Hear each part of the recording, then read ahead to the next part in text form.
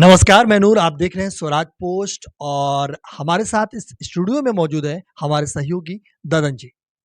हम बात करेंगे बिहार चुनाव में जो राजनीतिक घमासान मचा हुआ है, उस राजनीतिक के पीछे की क्या कहानी है। बिहार चुनाव की तारीख जैसे-जैसे अब नज़दीक आती जा रही है, वैसे-वैसे सियासी जो हंगामा है, सियासत में जो खलबली कह सकते हैं, वो लगातार मचते जा रहा है। इसी बीच अब आरजेडी नेता तेजस्वी यादव ने अपनी यात्रा आज से शुरू कर दी है। अब इस यात्रा का क्या मकसद है? इसके मायने क्या हैं? क्या सियासी मायने हैं? इन तमाम सवालों से बातचीत करने के लिए हमारे साथ हमारे सहयोगी ददन जी से हम जानेंगे। ददन जी, सबसे पहला सवाल यही है आपसे कि तेजस्वी यादव ने आज अपना अधिकार यात्रा उन्होंने निकाला है और इसमें विपक्ष के कोई भी नेता नज़र नहीं आ रहे हैं और इसकी शुरुआत जहानाबाद से हो रही है। तो हम आपसे जानना चाहेंगे कि आखिर यात्रा निकालने की ज़रूरत क्यों पड़ी? और इसके अलावा ये भी हम जानने की कोशिश करेंगे कि जहानाबाद ही क्यों? देखो नूर, ये मैं आपको बता दूं कि साफ तौर पे ये है कि यहाँ ब्रांडिंग का मामला है। जो जब वोट बिहार में वोटर अधिकार यात्रा विपक्षी पार्टियों ने मिलकर निकाला था, उस समय ये तेजस्वी को लग गया कि शायद मुझसे बड़ा चेहरा राहुल गांधी बन गए। तो उन्होंने यही सोचकर अलग अपनी ब्रांडिंग के लिए और बिहार सरकार को घेरने के लिए, ताकि आरजेडी बिहार की बड़ी पार्टी है और कांग्रेस जो है सेंट्रल पार्टी है, लेकिन बिहार में फिलहाल उतना बड़ा वजूद नहीं है। और तेजस्वी को ये भी डर है कि कहीं इस चुनाव में कांग्रेस इनसे आगे ना निकल जाए। कारण यही है कि ये अकेले चुनाव मतलब मैदान में तो नहीं, लेकिन यात्रा में अकेले हैं। यात्रा में अकेले, बिल्कुल। ददन जी, एक जो सवाल है जो आपसे हमने पूछा कि आखिर जहानाबाद ही क्यों? इसके अलावा बिहार में 38 ज़िला है, 38 ज़िला में कोई भी डिस्ट्रिक्ट हो सकता था, लेकिन जहानाबाद ही क्यों? इसके पीछे क्या गुणागणित है, क्या सियासी खेल है, ये हम जानने की आपसे कोशिश करेंगे। देखिए नूर, इसका सीधा सीधा ये है कि जहानाबाद में महागठबंधन मजबूत है। और ये जो 10 जिलों की बात कर रहे हैं, इस 10 जिलों में भी एनडीए और इंडिया महागठबंधन जो है बराबरी कह सकते हैं, कांटे का टक्कर है। अब इन क्षेत्रों में इनका अपना वर्चस्व बढ़ाने के लिए, क्योंकि पिछले चुनाव में नीतीश के जी के अगुवाई में एनडीए ने भी अच्छा परफॉर्मेंस किया था, वहीं तेजस्वी के अगुवाई में महागठबंधन ने भी अपना अच्छा परफॉर्मेंस किया था। लेकिन उस परफॉर्मेंस में और सुधार लाने के लिए तेजस्वी इन सभी जिलों में अपनी यात्रा निकाल रहे हैं। और बिल्कुल, एक बिल्कुल। कारण ये भी है कि वोट अधिकार यात्रा के दौरान इन जिलों में ये नहीं जा पाए थे। हाँ, बिल्कुल। ददन जी बहुत महत्वपूर्ण बात कह रहे हैं कि तेजस्वी यादव जब वोटर अधिकार यात्रा जिस समय राहुल गांधी के नेतृत्व में जो यात्रा चल रही थी, उस यात्रा के दरमियान ये जो ज़िले हैं, वो छूट गए थे। लेकिन एक और अहम रोल जैसा कि ददन जी ने कहा कि जहानाबाद से इसकी शुरुआत होने की वजह ये है कि पिछले चुनाव पे अगर गौर करें, तो पिछले चुनाव में यहाँ पर एनडीए का खाता नहीं खुल पाया था। वहीं तेजस्वी यादव के जिन-जिन यात्राओं में शामिल है, जो-जो डिस्ट्रिक्ट है, उसमें एक सुपौल भी शामिल है इस बार। तो सुपौल में क्या हुआ था कि आरजेडी का खाता नहीं खुल पाया था, तो तेजस्वी यादव ने अपने गढ़ यानी अपनी जो गढ़ कह सकते हैं आरजेडी का गढ़, वहाँ से उन्होंने अपनी यात्रा शुरू की है और ये 10 ज़िलों से होकर के 5 दिन की ये यात्रा है और ये पूरी करेगी। लेकिन इसके बाद अहम सवाल ये हो जाता है कि ददन जी, कि अभी तक जो महागठबंधन की तरफ से है, उस पर ऐसा तो कहीं से सामने नहीं आ रहा है कि सीएम फेस पर सहमति बन गई है। क्या ये इसलिए भी यात्रा हो सकती है कि कहीं न कहीं कांग्रेस पर दबाव बनाया जाए कि कांग्रेस खुलकर अब तेजस्वी यादव के फेस को समर्थन दे? देखिए नूर, ये तो हो ही रहा है, प्रेशर पॉलिटिक्स तो हो ही रहा है। तेजस्वी की तरफ से हो रहा है, उधर राहुल भी कर रहे हैं। क्योंकि देखिए, अभी जब तक चुनाव डिक्लेयर नहीं होता, उससे पहले ये अपने सीट बंटवारा नहीं कर लेते, तब तक ये माथापच्ची चलता रहेगा। और सबका ये दावा है, जैसे कांग्रेस पिछले बार 70 विधानसभा सीट पे चुनाव लड़ी थी, वो अलग बात है कि 19 ही जीत अच्छा पाई। देखिए, जो जनता है, जो हमारे जो दर्शक हैं, वो ज़्यादा सियासी खेल नहीं समझते हैं। है ना? तो सीधा-सीधा जवाब जानना चाहते हैं कि क्या इस बार आरजेडी जो है या कांग्रेस जो है एक साथ मिलकर चुनाव लड़ेगी या अलग-अलग लड़ेगी? ये जनता के सवाल है, हमने आपसे पूछा है बस। देखिए, महागठबंधन में तो एक साथ हैं, लेकिन अभी जो अलग यात्रा निकाल रहे हैं, इसका सीधा प्रभाव है कि इन दोनों में तकरार है, वैचारिक वैमनस्य है, आखिर क्यों? तो यहाँ पे सीधा बात है कि महागठबंधन में तो साथ हैं, लेकिन बड़ा नेता कौन? बिहार में बड़ा नेता कौन महागठबंधन का, ये साबित करने के लिए ही तेजस्वी जो है अलग जा रहे हैं और इसका विपक्षी दल जो इनके विपक्षी दल हैं, इसका मज़ाक भी उड़ा रहे हैं। कारण है, क्योंकि देखिए जब आप करीब 1300 किलोमीटर एक साथ यात्रा करते हैं, बाकी सहयोगी पार्टियों को लेकर चलते हैं, आपको अच्छा रिस्पॉन्स मिलता है।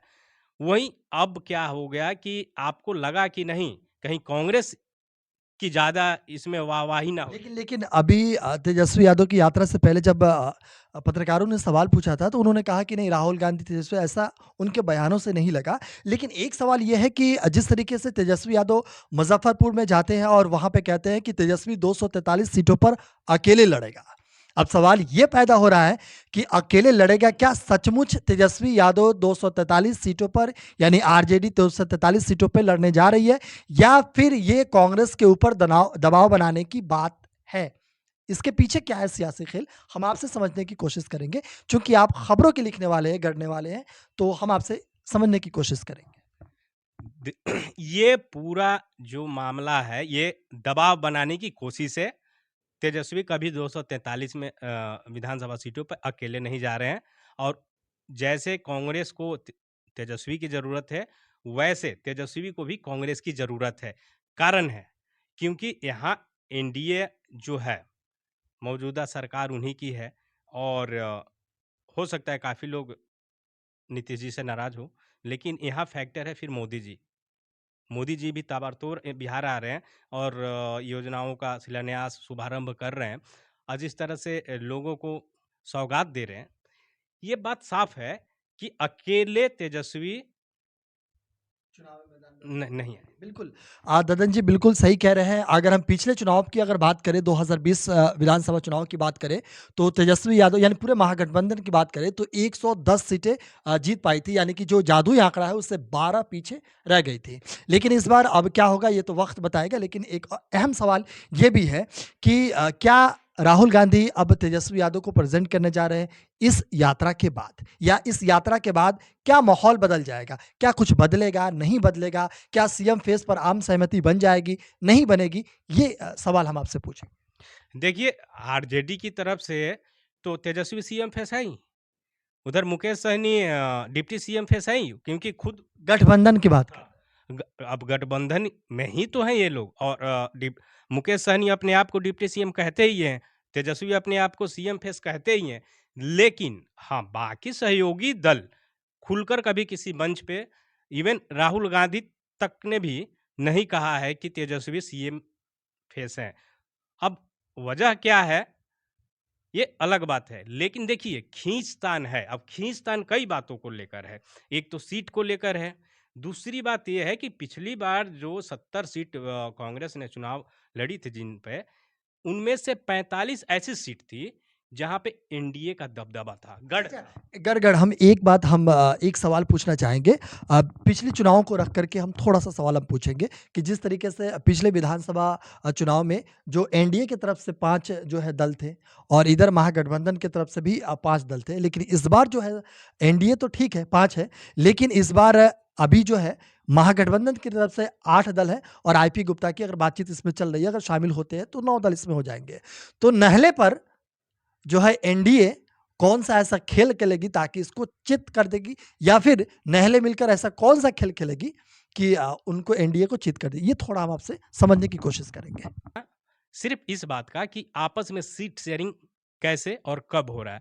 सीट शेयरिंग के समय में ही हो सकता है कि महागठबंधन के कुछ साथी इधर से उधर भी चले जाएँ। हो सके वो अलग लड़े। कारण है क्योंकि पिछली बार मुकेश सहनी एनडीए में थे, वीआईपी पार्टी एनडीए पहले महागठबंधन में थी। लेकिन सीटों पे जब सहमति नहीं बनी तो वो एनडीए की तरफ चले गए। तो क्या इस बार उनके डिमांड के हिसाब से महागठबंधन सीट देगी? अगर नहीं देगी, तो क्या इस बार उधर नहीं जाएँगे?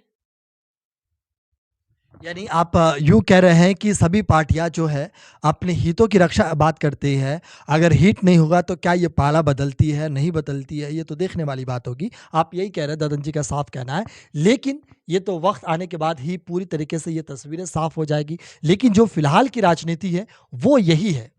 राजनीति यही है कि कभी तेजस्वी यादव कहते हैं कि तेजस्वी 243 सीटों पे लड़ेगा। कभी वो यात्रा लेकर के चल रहे हैं, लेकिन इसके पीछे अब हकीकत में क्या होता है, तस्वीरें क्या होगी, ये तो आने वाले कुछ दिनों में साफ हो जाएगी। लेकिन हम एक और सवाल है, जो इस पूरे चुनावी दरमियान में अहम सवाल है, इसलिए हम चाहेंगे कि ददन जी से इस पूरे सवाल पर हम डिस्कस कर लेंगे। ददन जी, लालू यादव का एक्टिव होना इस पूरे चुनाव में, क्या ये कोई समीकरण नया बना सकते हैं? पुराने जो कोर वोटर है, वो फिर से जो है एक्टिव हो सकते हैं। इनका एक्टिव होना क्या संदेश जा रहा है? देखिए, लालू जी का एक्टिव होना महागठबंधन के लिए अच्छी संकेत है। क्योंकि देखिए ये जोड़-तोड़ गणित के माहिर रहे हैं और समीकरण सेट करने में तो उनसे बड़ा कोई अभिनेता हुआ ही नहीं। लेकिन बात ये है कि अब उनकी उम्र और स्वास्थ्य उतना बढ़िया नहीं रहा कि वो खुद फ्रंट फुट पे खेले।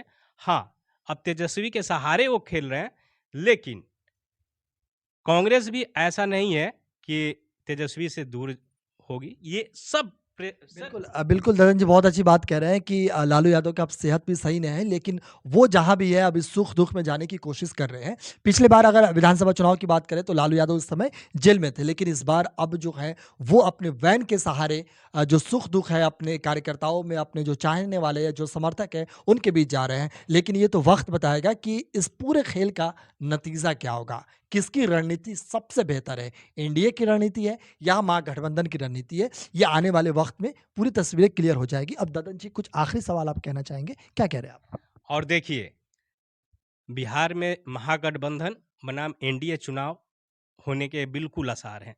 लेकिन इस बीच जैसे तेजस्वी अलग यात्रा कर रहे हैं, हो सकता है कि भविष्य में राहुल गांधी अलग यात्रा करें।